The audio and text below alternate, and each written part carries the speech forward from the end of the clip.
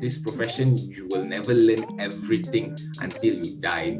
Even 50 years in practice, you would not have seen everything. So what makes you want to go into criminal? It's a human element to it, and a person's freedom, liberty, and life is at stake. Our job as criminal lawyers to protect your rights according to the Constitution, and that your side of the story is properly submitted before a judge and the story comes out in court so that you are protected. It's not only something that only special people can do. It is something that anyone can do. What is that most important skill set that you need then? It's honestly the will to learn. Whatever it is in practice is far beyond whatever you study during your degree. You cannot from the very beginning, I'm not a person who can talk in public, therefore I'm not going to learn. So it's a self-fulfilling prophecy. If you say you cannot do it, then the answer is definitely you're not going to try it. Nobody is going to hold your hands and provide you guidance. Though the books are there for you, it's for you then to go and do the research. It's okay, you will make mistakes without a doubt. Everyone makes mistakes. The issue is whether we learn from it, whether we better ourselves, or do the mistakes basically just kill our confidence and we never ever try it again.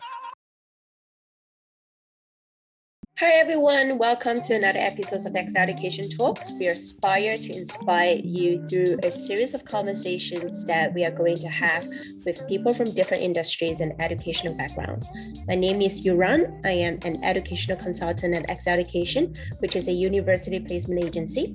For more information about Excel Education, you can visit our website, Facebook, Instagram, LinkedIn page, or get in touch with us via email or WhatsApp.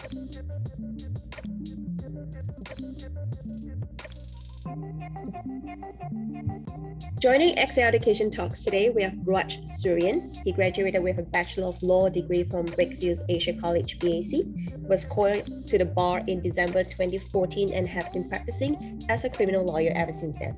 He's going to share with us his journey of becoming a lawyer and some of his experience practicing as a criminal lawyer in Malaysia. So thank you so much for being here today, Raj. Thank you. Thank you for inviting me. No worries. So I think the first question that I want to ask you is what made you decide to study law? Okay, back in high school or sekolah menengah, I absolutely hate maths. Okay, especially ed maths. But due to good results in PMR, they tend to push you to take science stream. It wasn't much of an option back in my school, so I had to take science stream. I had to do ed maths, but I absolutely hate ed maths. I scored all A's for every other subject, including your normal maths. But when it comes to ed maths, I knew I was not going to pursue something in the science field from the very beginning, due to not scoring well in ed maths. So that closed out a lot of channels for me, such as no engineering, nothing related to maths. And I knew I was not going to pursue something related to maths. I was quite active in debating, public speaking.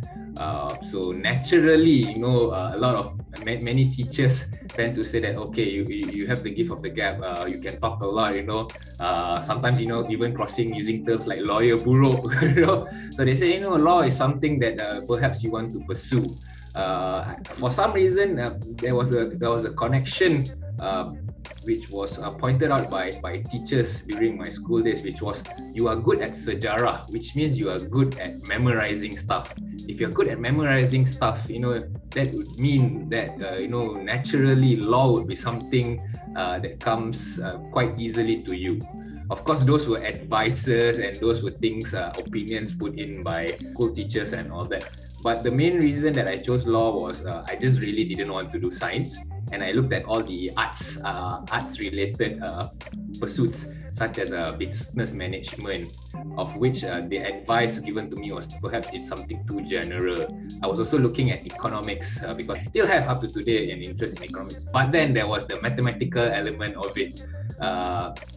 I did go through the course, as in I looked at it myself, and there was a quite heavy element of maths to it. So as mentioned earlier, I up to today I don't really like maths, but I like the theory of economics. So that's not something that I wish to pursue professionally or on a long term.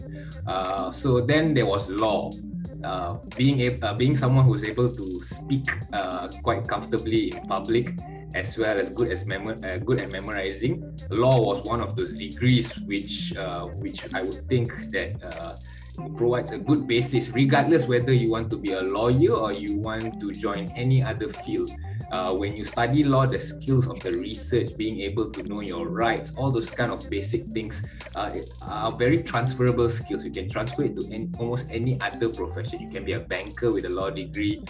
You can be an economist with a law degree. Because these are things that the law is just something general which covers everyone, whether you like it or not. But to you, it's pretty clear because you study law and then you ended up practicing as a lawyer. So you didn't actually venture out to any other career pathway. I went into events management for a short time. You did? Yeah, I did. I mean, it was about a few months, but the law pulled me back in. I mean, I had peers, I had friends in university and colleges who, at the end of my time in events management, they said, "Why not you do your pupilage and get called to the bar, and then we'll see where it goes."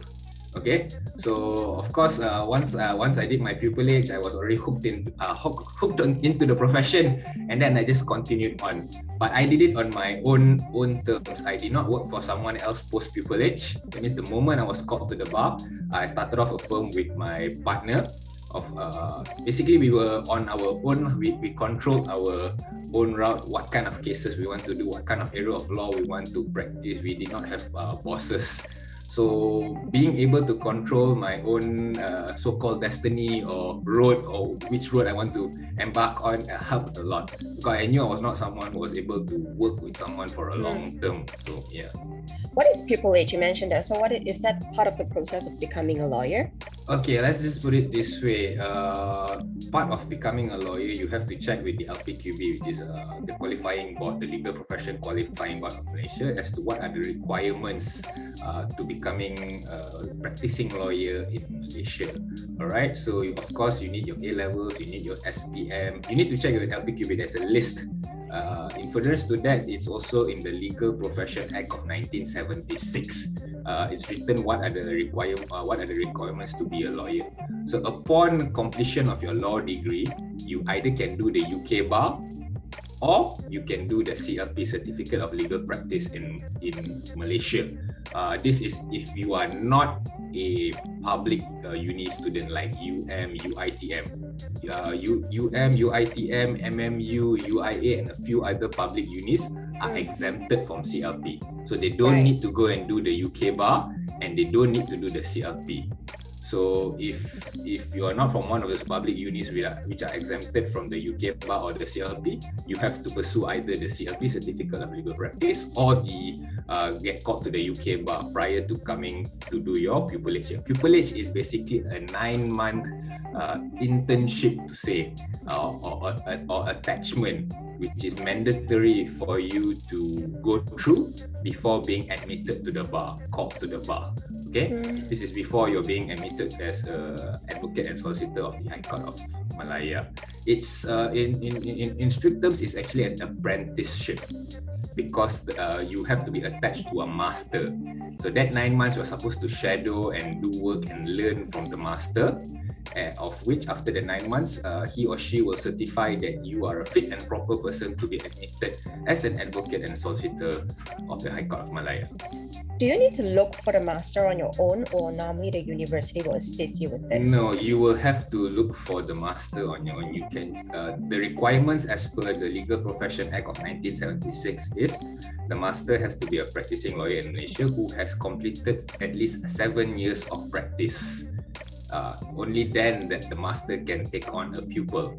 So it's up to you then to apply like any other job to law firms, stating that it's an application that you have to do yourself to any of the firms of your choosing, because it's for you to shop around, to say, because different firms practice different areas of laws, different senior lawyers, different masters have different expertise. So it's for you to go and apply for a pupillage spot with them. But you get to choose like what type of law or field that you actually want to go into. Yes, during your pupillage, even in your practice, you're free to choose what area of law. In Malaysia, the way our system works, when they do not differentiate between what a solicitor is or an advocate is. It's called a fused profession. So it's different from countries like the UK, whereby a solicitor is its own practice and a barrister is something else by itself, and the qualifications of which are different. Whereas for us, it's a fused thing. And as long as you're called to the bar, you are free to practice any area of law of your choosing. You want to do criminal law, you want to do civil litigation, you want to do arbitration, construction, family. It's for you to choose. So of course, if you're on your own, then you're free to choose whatever you want. You're not tied down to what your firm is practicing.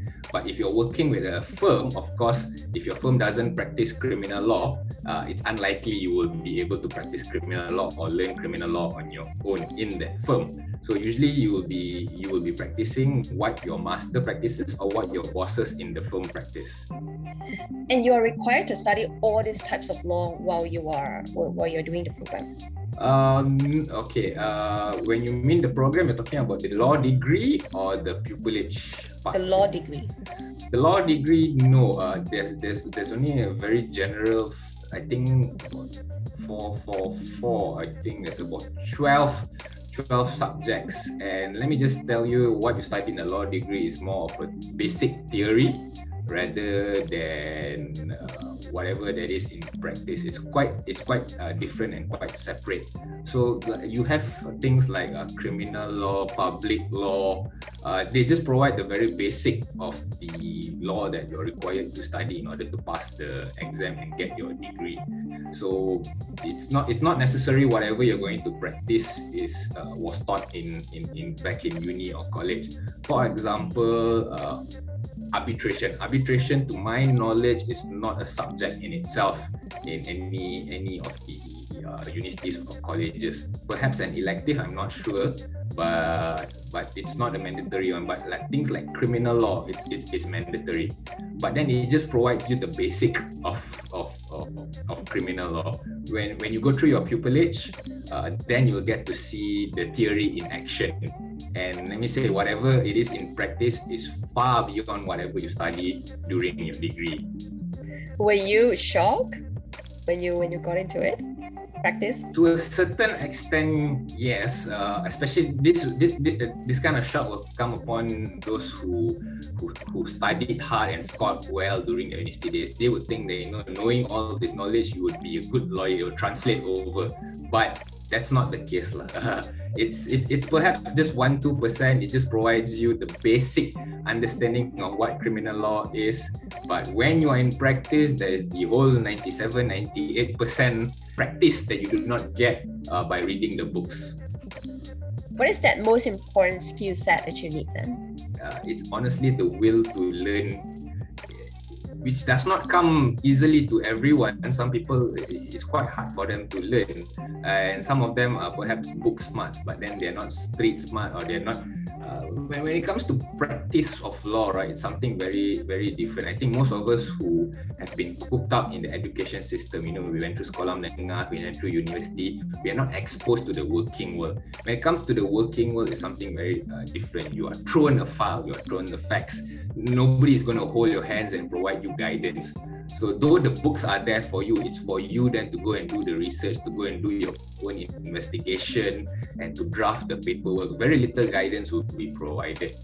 We lawyers, we say this profession, you will never learn everything until you die. Even 50 years in practice, you would not have seen everything. On a daily basis, you would see something new. So as long as you have the will to learn, do not be one of those persons who think that after a few years I've learned and I know everything already, I'm very smart. That's not the case, and that cannot be the case. The law is an ever-growing, ever-changing creature. So you will have to adapt and overcome all your hurdles. For example, over the last 2 years, those strictly speaking is not related to whatever you study or the area of practice, but the courts have moved and adapted to online hearings, which means the adoption of technology. So last time we used to file in bundles of documents physically that thick or even more, but now everything is just online. You have a e-filing portal, you file it through online. So you need skills like how to edit PDF, how to copy paste, how to combine. No, all these kind of things you probably will not learn in university and college in colleges, you see. So being able to operate Zoom, set up meetings, how to do your hearings online, basically how do you submit and convince the judge of your case online. It's very different from physical speaking, whereby you can flail your hands, your emotions are more easily seen. You can look at the judge, you're in the judge's presence. So it's quite hard when it comes to Zoom or online hearings, but it's something that the newer generation will have to adapt, and we have to adapt and overcome. So that's why you need to continuously learn. There were people who were quite reluctant to learn, with the hope that things will go back to the status quo, that hearings will go back to physical hearings and all that. But unfortunately, that's not the case lah, because we are as I mentioned, I think this adoption of technology is here to stay, and it's only going to grow further. All right? I agree. Like even working space or like hiring in future is more looking at hybrid schedule right now. Half would be working from home, the other half would be like, there's certain days you need to go into the office. So yeah. In fact, our meeting today is online. Yeah. So exactly. Yeah, totally agree with you. So what makes you want to go into criminal practice or criminal law? When it comes to why I choose to be a criminal law practitioner in general, it's because of the human element of criminal law. I might generalize what I say, but then when it comes to civil law, the majority of times it's two parties suing each another or being sued, and what's at stake is usually money. So if it's two companies suing one another, it's usually for money. If it's family members suing each other, it's because it's usually fighting over money. It's not all the time. Sometimes it's enforcement that's right as well, but it ends up with it's money. It's money at the end. It's some financial consideration at the end.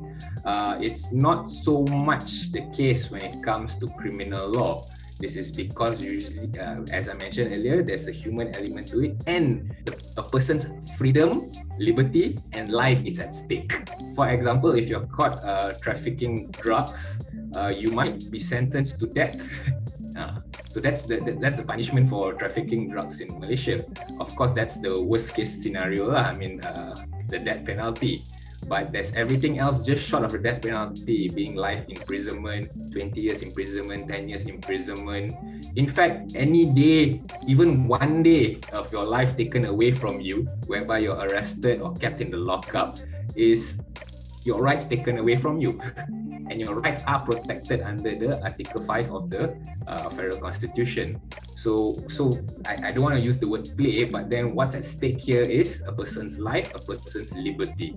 And the less time you spend under custody or detention is always the best lah. I mean, because nowadays anything can happen when you're in lockup, when you're in prison, and it's our job as criminal lawyers to protect your rights according to the Constitution, and to make sure that if any case is brought against you, any charge is brought against you in court, it is done properly according to the procedure, according to the evidence, that there's no tampering of evidence, that the authority doing the investigation has done a proper job, and that your side of the story is properly submitted before a judge and the story comes out in court so that you are protected.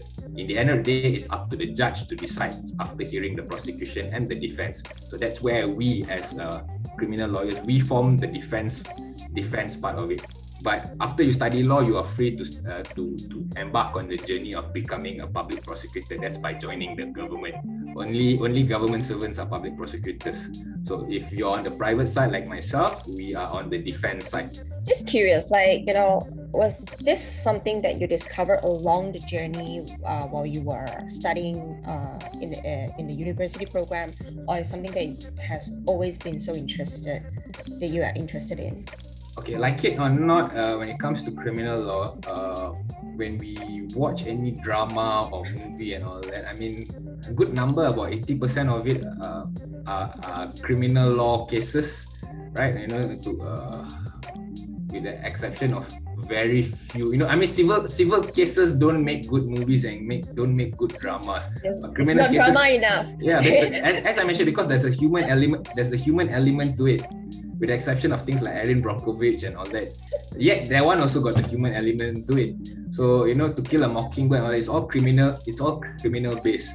And so that, without a doubt, did influence me to a certain extent lah. But now my advice to the future generation is don't be influenced by the dramas and movies. But like it or not, I was personally influenced myself. But just keep in mind, whatever you see in the drama and TV, you know, it's dramatized lah, to say lah. It's How quite many different. percent of it are real?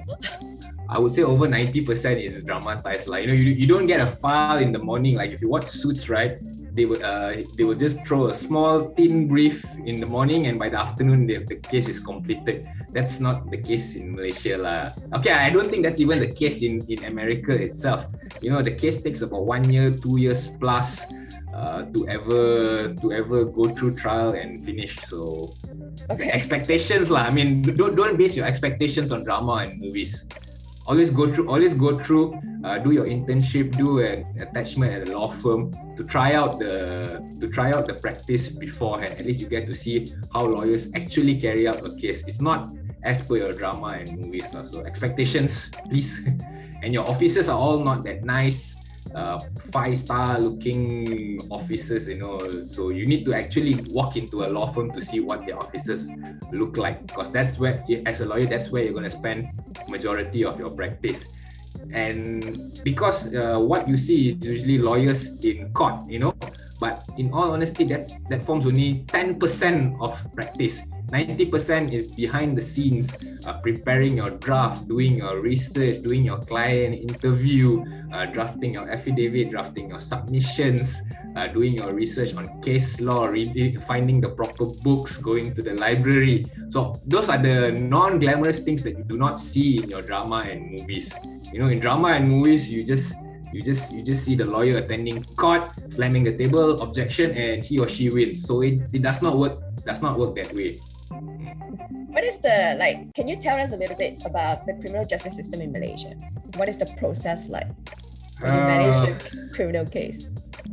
This is a bit complicated because I'm a practicing criminal lawyer, so I see it from more of a practical point of view. But I try to give you the skeletal, perhaps the theory of which. All right. First, of course, there's a crime or an alleged crime committed. Someone will have to make a report. So it can be whatever. It can be a corruption case. It can be murder. It can be rape. It can be a drug case. Someone will make a report, and then the report will be channeled to the proper authorities. For example, the police. An investigation officer will be appointed, and now the investigation officer has to investigate the case thoroughly. After the investigation completes investigation officer completes the investigation, he or she will refer the case to the public prosecutor. Public prosecutor then will decide whether there's enough evidence based on the investigation to charge a person in court. So followed then, the person will be charged in court. When the person is charged in court, of course, preferably the person will have a lawyer. The person can either choose to plead guilty to a case or be bailed out. All right. Basically, if you bail out, it means that you are saying that this charge has been read to you and accusing you of committing a particular crime. You are saying, no, I am not guilty of the crime. All right. So then you're bailed out, and then you will await trial. Trial usually starts way down the line. It's not on the same day. It's not even in the same month. Chances are it's not even in the same year at times, especially the postponement due to MCO. So then the prosecutor will bring the case and try to prove their case by bringing all the witnesses and evidence in court, and the defense then provides the defense lah. Similarly, you can bring your own evidence. You can cross-examine the prosecution's witnesses. So there's always step by step. So in the end, it's the judge at trial stage to decide whether you are guilty as accused or not guilty. If you're not guilty, you're released. If you're guilty, you will be sentenced. So according to the case, you are charged lah. Of course, then you have the opportunity to appeal. So in Malaysia, we have a two-step appeal. That means after trial is over, you can appeal once and your case will be heard again on points of law or certain facts. And if you win or lose the case, you can appeal another time. So it's a two-step thing. So for example, if you start at the lower courts, this might be a bit technical, but those of you who studied the STPM would know that you have the magistrates court and the sessions court, which are the lower courts. Those are the lower courts. If you want to appeal, the first level of appeal will go to the High Court. If you lose your High Court appeal, you can appeal to the Court of Appeal. Okay, but the alternative to that is if your case starts in the High Court itself. Like for example, our former Prime Minister Najib Razak and Rosmah and all that, their cases, they asked for their case to be trialed at the High Court stage. Because the High Court stage, if you want to appeal, the two-prong appeal, it ends in the federal court. So if you lose at the High Court, you go to the Court of Appeal. If you lose at the Court of Appeal, you go to the federal court, and the federal court is the highest court in Malaysia. So sometimes it's assumed that the judges there are the most senior judges, and the verdict that is given by the federal court would be the best possibly accorded to the accused lah. So if your case is in magistrate and sessions, you will not end up in the federal court. You will end up maximum at the Court of Appeal. So magistrate, sessions, High Court, Court of Appeal, and federal court. Yeah, so that's the hierarchy, the triangle pyramid of courts available. So that's basically from the incident all the way to your disposing of appeal, if it ever reaches that. Yeah. And what are some of the challenges you face as a criminal lawyer? Being in the criminal law profession, okay, as mentioned earlier, a lot of it is off the books. That means it's really based on practice. So it's very hard for you to say, oh, this is the law, therefore you must follow the law. You must shop. The police tends to have their own SOP. The MSCC tend to have their own SOP. There's a lot of practical things that you will never see or understand unless you're in practice. So newcomers to the profession will be shocked to a certain extent, but as I mentioned earlier, you need the will to learn. You need the ability to learn quickly on the go. So that's one of the challenges. And the second thing is when it comes to criminal cases, which is also another reason why I chose to do criminal, is during trials, all right, unlike civil cases, in civil cases, you are basically bound by the 4 pages of all the documents that you have filed before trial ever starts. That means all your evidence has been filed beforehand, and all parties get to read it and understand it beforehand. You cannot be caught off guard. When it comes to criminal, the prosecution or any party will suddenly and is able to, according to the law, to spring last-minute surprises. Suddenly you get there's a new witness being called. Suddenly there's a new evidence being tendered. Suddenly, the questions asked to the witnesses and the answer is not something that you predicted he or she would answer. So you need to be able to think on your feet.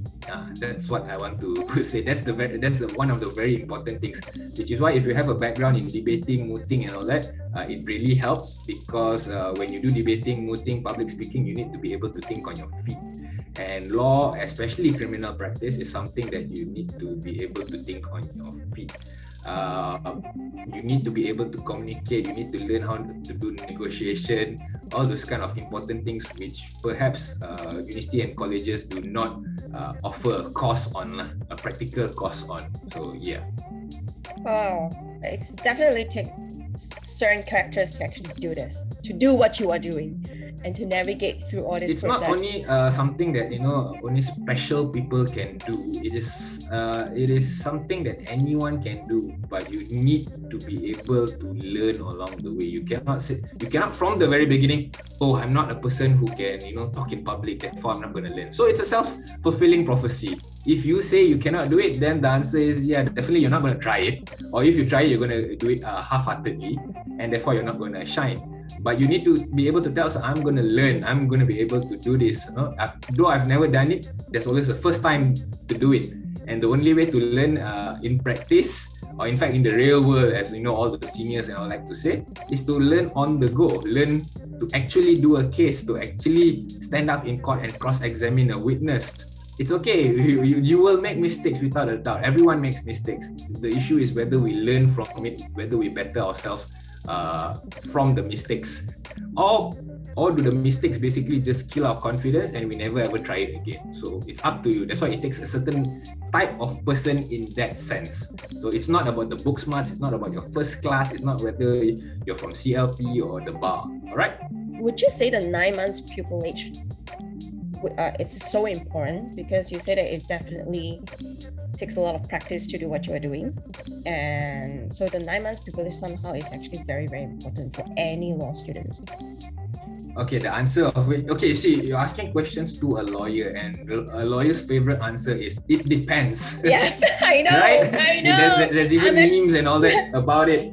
So, in addition to just being a lawyer, I'm also actually the Kuala Lumpur Bar's Pupils Committee Chair. So if you ask me, then definitely I'll answer things like, yes, pupillage is a very important part of your career, because with a good master, with good beginnings, it lays down a very good foundation for your upcoming practice or your future career. But at the same time, just because you had bad experiences in your pupillage, or you did not get the firm you want, or you did not get the proper master as you want, or you did not even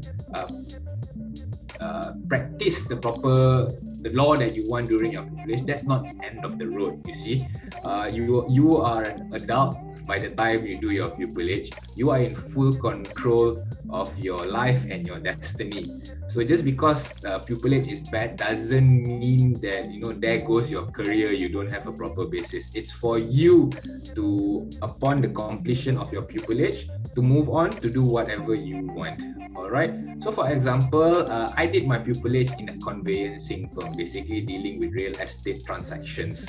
All right. You would never think that I would jump over into criminal law, but then, as I said, because I opened up my law firm, and because I'm not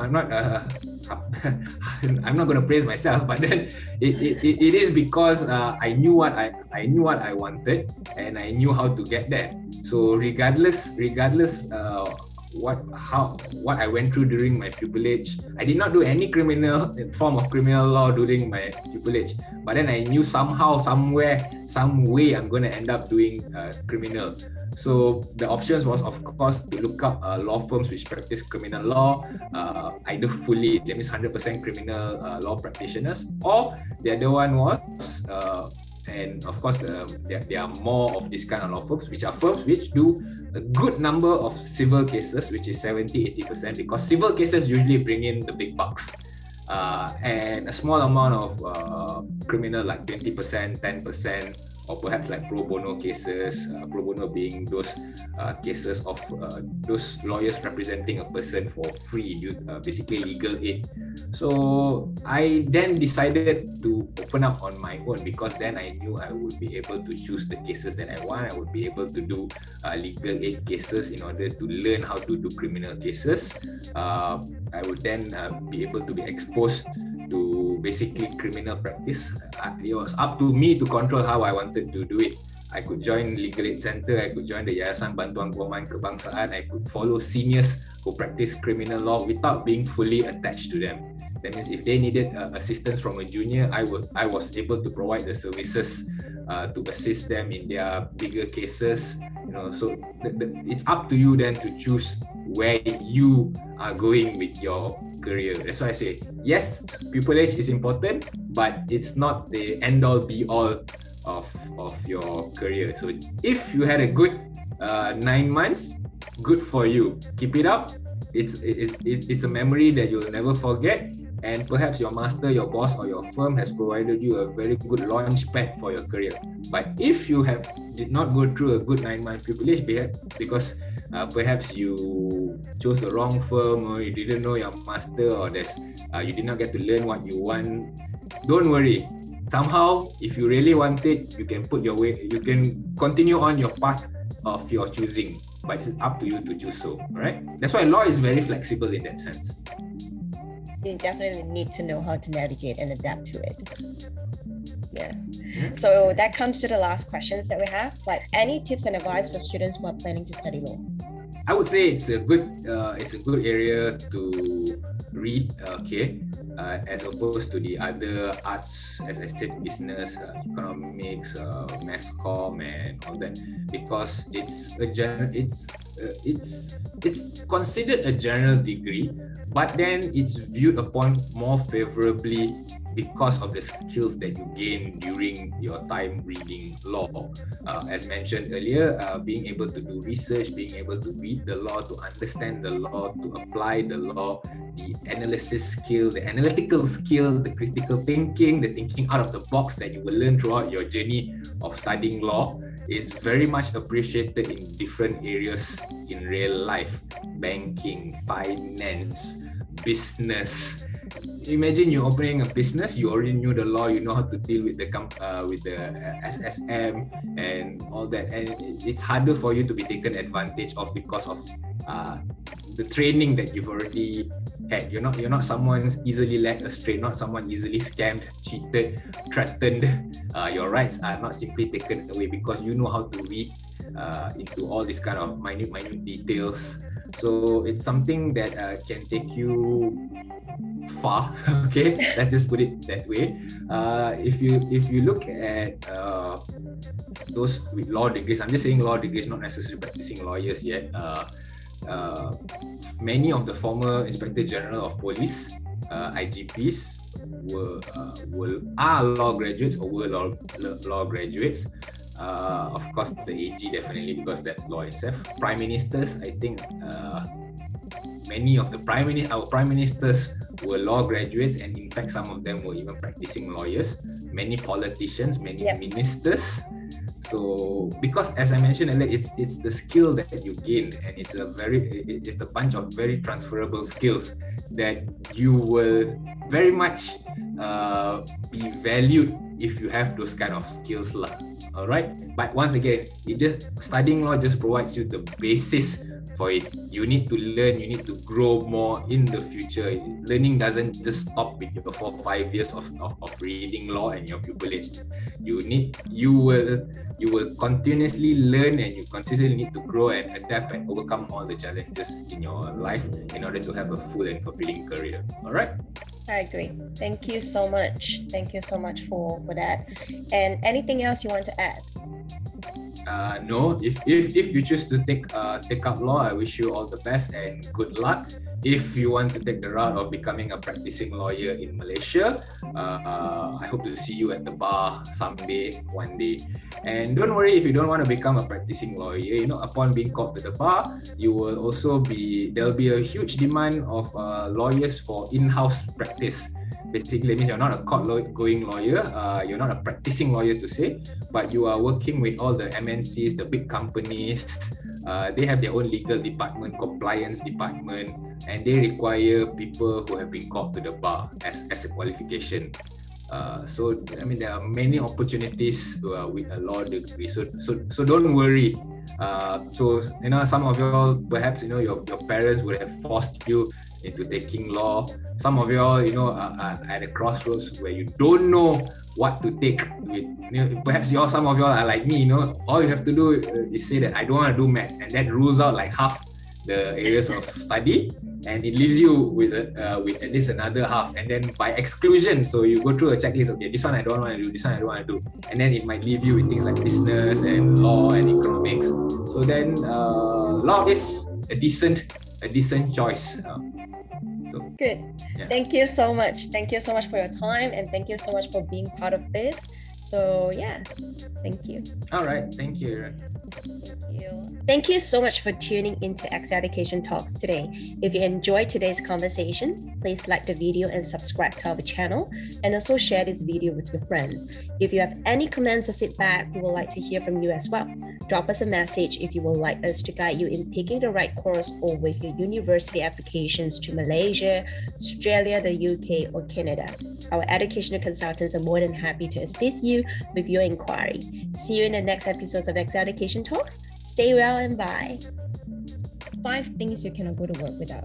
Definitely my handphone. That's the only means of communication that I have. My briefcase, because that contains basically my tools that I need to attend court. My handphone, my power bank, definitely. See, you are putting me on the spot. You know, this kind of things all impromptu. I don't know what exactly. These are things that I have, without which, you know, going to court, it would cause me some distress. So yeah, definitely pen and paper up to today, regardless whether, you know, you've moved to digital notes and all that. I still need pen and paper because I need to write down whatever anybody says, be it the police, be it the judges, be it the prosecutor. No, pen and paper counts as 2. Yeah, there we go. So yeah, you got it. You got lawyered. Okay. Second question would be, first thing you do every morning. Wake up. Yeah, and then? Mandi lah.